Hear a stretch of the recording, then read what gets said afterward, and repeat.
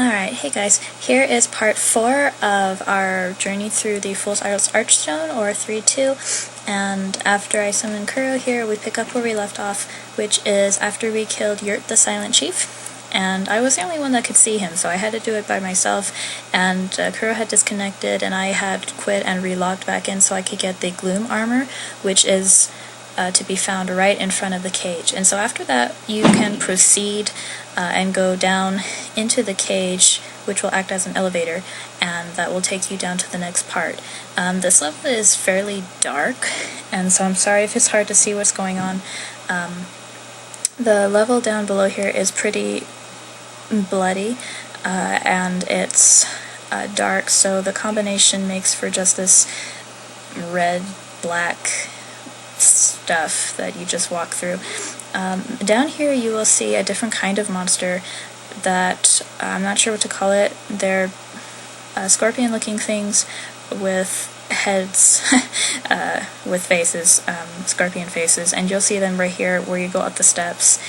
There's several of them all throughout this bottom part of the level, and they're not too difficult to take out, but do be careful because they are very annoying and they are everywhere. But anyways, there's a couple of items here that you can get.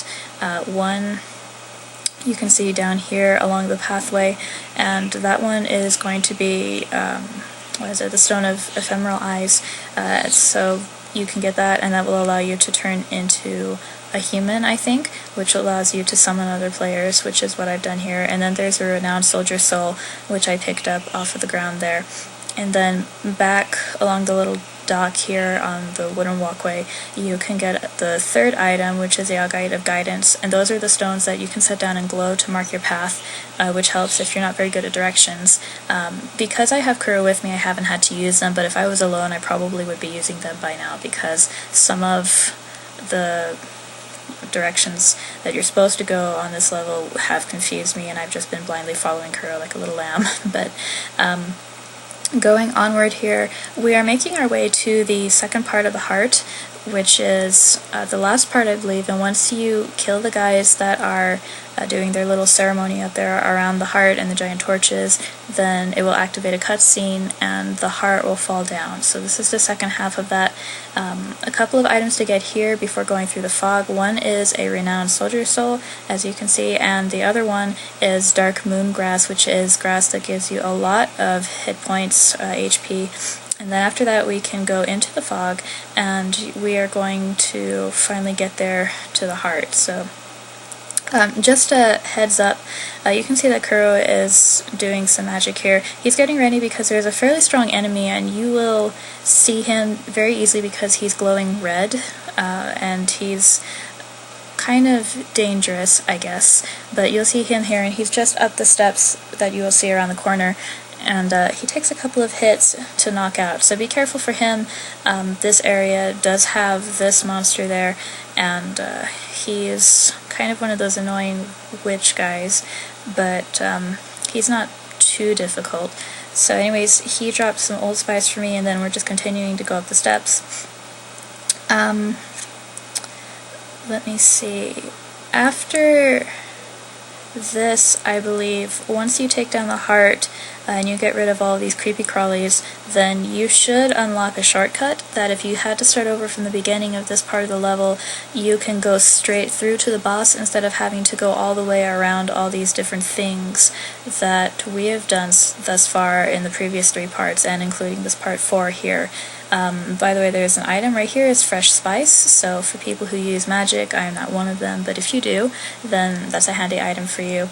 But yes, this whole thing is going to unlock a shortcut, and so you'll be able to run straight through and then go up a circle of steps and head into the boss instead of having to go, up and down all these flights of steps and all these things and fight all these monsters. So it's a lot easier if you do that. On this bridge, be careful because there are the gargoyles that will come down and they will attack you. There was one range that was shooting arrows, and there are a couple that will land, so try to avoid falling. Don't get knocked off by them. But you can see that Kuro and I are taking them out, and they dropped items.